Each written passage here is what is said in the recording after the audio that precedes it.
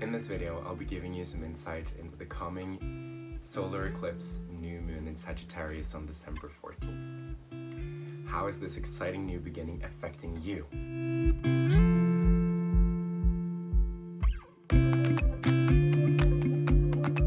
Hi everyone and welcome to my YouTube channel. This is my first video and I'm so excited to see you here with me. I'm your astrologer Kay with True You Astro, and I use astrology to guide you through the cosmic energies of the moment. Knowing yourself is said to be the ultimate power, and astrology can be a great tool for self-awareness and reflection. As we are moving into winter here in the Northern Hemisphere, we are invited into introspection and evaluation. This solar eclipse is an important time for staking out a new direction we want to move in, as the world is changing around us.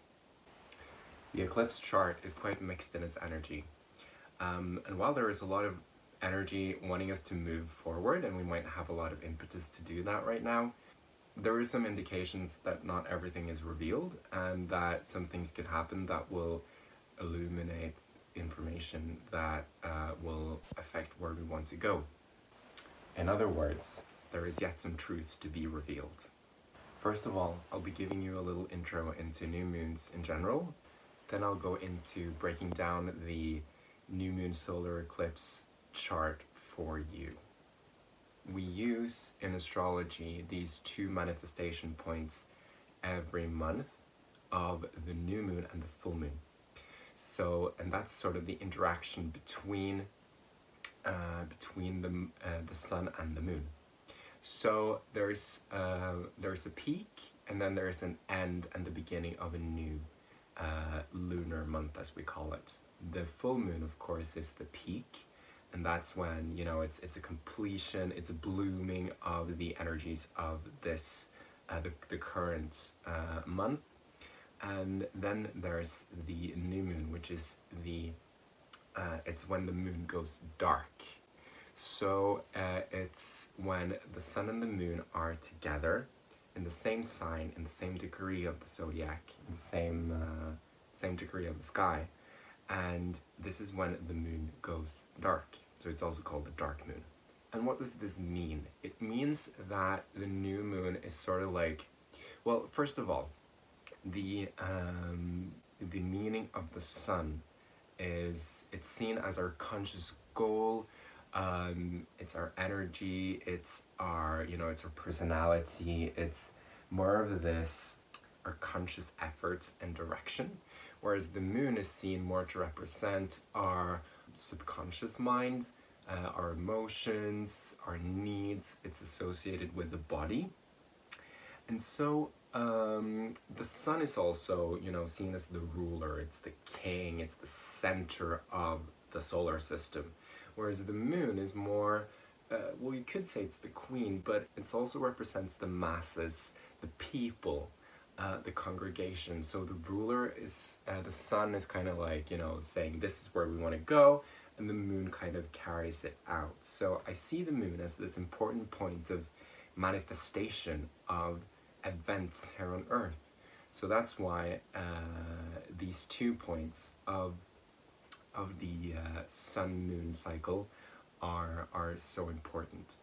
So building on that, the new moon in itself is this time of reflection and re-evaluation, because it's not really visible to us.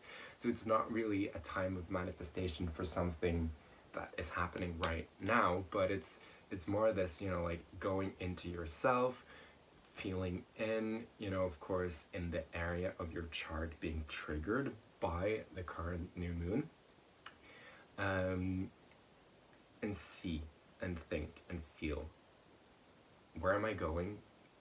Where have I been going? What direction have I been going in? And how can I change this? Is this fully aligned with where I want to go? Where is this fully aligned with me? And how do I want to change this? In another way, you could also say that at the new moon, the sun and the moon are in the same sign, so they're pulling in the same direction. So in a way, the sun is what we want, and the moon is what we need. So what we want and what we need actually align at this time. Yeah, which is, you know, it's not always true at other times of the lunar cycle that we want and need the same thing. So something really important to know when it comes to astrology is to know your chart, because not every event in the sky actually triggers your chart. But I'll make a video about this in the future, how you can know, and give examples with that. So if you're interested in that, then click the subscribe button and you'll be notified about when it's coming out. So let's finally get into the interpretation for this current solar eclipse. It's happening on December 14th at 23 degrees of Sagittarius. And it's in a tight conjunction with Mercury and the South Node. And it's making quite a few other aspects as well, so we'll have to pick it all together, pick it all apart, and I'll give you a rundown and put it all together at the end. So Sagittarius is a sign of extremes in a way. It's all about direction. Where do we want to go? Because Sagittarius is a fire element, so it's about desire. But Sagittarius is also about fun, adventure, higher learning. Sagittarius wants to expand your horizons. It's about foreign cultures, foreigners, institutions of higher learning, and very much this happy-go-lucky mentality. Sagittarius is also said to be the sign of truth, and frankly, some Sagittarians can be quite blunt because they're like, well, it's the truth and I mean it, so it's better to just have it out there rather than go around. It's also associated with religion and morality because, you know, Sagittarius' search for truth essentially is also to build upon this truth, to get us some structures, some ethics, morality that we can use to build a society. So in a way, we're evaluating at this solar eclipse new moon where we're headed. And 2020 has been a year of a lot of changes and unforeseen events. It's been quite a tough year, both astrologically and of course in real life. And you know, it's starting to become time to look to the future. Where do we want to go? This is kind of like, okay, we don't really know everything yet, but it's time to look towards the future. And, you know, I like to look at the ruler of a new moon in order to see where, you know, to give us some extra value, some extra information. The ruler of Sagittarius, of course, is Jupiter. And, you know, Jupiter is this really happy-go-lucky planet. It's all about, you know, wisdom and expanding horizons and knowledge. But it's also about, you know, excess. And Jupiter has this quality of like, oh, I had an amazing insight and this just changes everything. And I can't wait to get into it. But right now, I'm gonna go drink beer. There's not really an immediacy with Jupiter because everything will just turn out fine, right? Jupiter this year has been in Capricorn, and Capricorn is a place where Jupiter isn't really that happy because Capricorn is the sign of, you know, being responsible, being dependable, doing everything by the book, doing everything by the rules. It's about delays and where, you know, Jupiter is wants to think about the future. Capricorn is like, yeah, but you got to put in the effort first before you get there. So that's why in astrology, Jupiter is said to fall in Capricorn, because in Capricorn says you got to use what you have available to you now, rather than think about, you know, I can do this if this other thing comes into my life, right?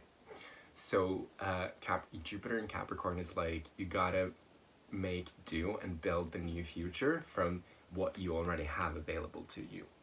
Based on where we're at right now, what resources are available to us at the current time, Where do we want to put in our efforts based on exactly where we are right now? It's a sobering energy, but it's also empowering because, you know, we're not waiting for a windfall. We're just, okay, I can do this right now. I can get there with what I have. So let's get into the aspects. You know, as Sagittarius also has this association with your beliefs, your belief systems, the higher mind, right? With the South Node there could be some event happening that illuminates a part of your belief systems that you need to let go of. Another underscoring of this is the close conjunction with Mercury, as you can see. And Mercury has to do with our minds as well. It's more our mindset, our thinking, our communication. But Mercury isn't really that happy in Sagittarius either, because Mercury likes to plan for all the details, and right now we don't have all the information. But Mercury in Sagittarius is kind of more focused on the big picture, forgetting the details, and it gives this optimism. And I think that's what we can have, right?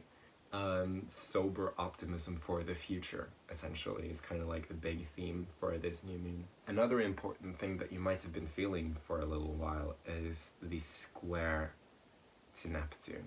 I told my my partner about this, and when COVID started becoming a thing here in Northern Europe, that it was triggered by, and lockdown also was triggered by Neptune in the astrology of that moment in the middle of March, because Neptune is this, it's fog and deception and viruses in its lower vibration. Of course, Neptune in its higher vibration is more, we're all in this together. There are no boundaries. We're all love, and we're all on the same planet. So it's all this. It's very refined and elevated, but it's also this fear and confusion. And there's also this, the fact that it's a square gives it this. It's sort of the most difficult aspect in astrology. Or in a way, it's not necessarily the most difficult, but it gives this frustration, right? So, and the square from Neptune indicates that there could be deception and someone covering up the truth for you, not giving you all the details, not knowing all the details. Something could be revealed to you later once this transit is finishing up in a few weeks. So, and also there could be, you've found this direction that you want to move in. You're thinking, how can I make this happen? But there might be some doubt. Is this the right thing for you? Is it possible? Will you get the support you need? But on a happy note, Mars is trining the sun and the new moon solar eclipse. And Mars has been giving us a lot of, well, I'd say headache this past fall, because Mars has been in his own sign of Aries since June 28th. Then he went retrograde in September and squared all the outer planets in Capricorn. So, of course, Mars represents our vitality, our courage, our fighting spirits, and our ego, us having the power, having the anger to say, I want this. Having the anger to say, no, that's not okay. But, with the trine from Mars, it's really positive, it's really upbeat, it's really okay, I'm ready. Let's go there. Let's start. Because Mars in its retrograde cycle might have made you quite tired, could have sapped you of your energy, because Mars represents your energy. So now that he's finishing up his post-retrograde shadow, right? He's starting to come up to the point where he first moved retrograde on September 10th. We're already implementing these new changes in the area of our chart where Mars went retrograde.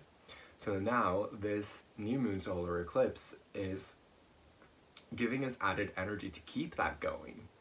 And Mars, from the other side of the trine, is giving us this like, yes, I love this new direction, let's go there.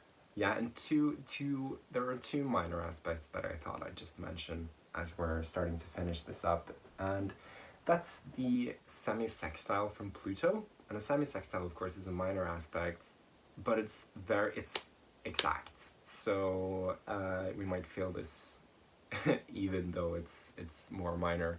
But Pluto is all this, it's where your power lies. It's your deepest soul wants and needs. And Pluto tears the rest down. Because if you're not acting in accordance with your authenticity, with your core, with your soul, Pluto will tear the rest down. So the semi-sextile adds this energy of like, can I go there? Is it really for me to go this way where I do want to go? Is it really in accordance with who I am on the deepest level? There's also a sesquiquadra to Uranus and Taurus. This is just like, am I ready to be authentically myself? Uranus is also like this soul energy, it's the revolutionary. Am I really ready to step outside the box? Is what Uranus is telling us at this time. And the other energy that is available to us at this time, of course I mentioned Jupiter before, and he's coming up to his conjunction with Saturn. And they're still in Capricorn, they haven't moved into Aquarius yet. They will do that in the next few days. And we're so excited about that. But, and they're, you know, they're so close at this time that, you know, the conjunction is already here.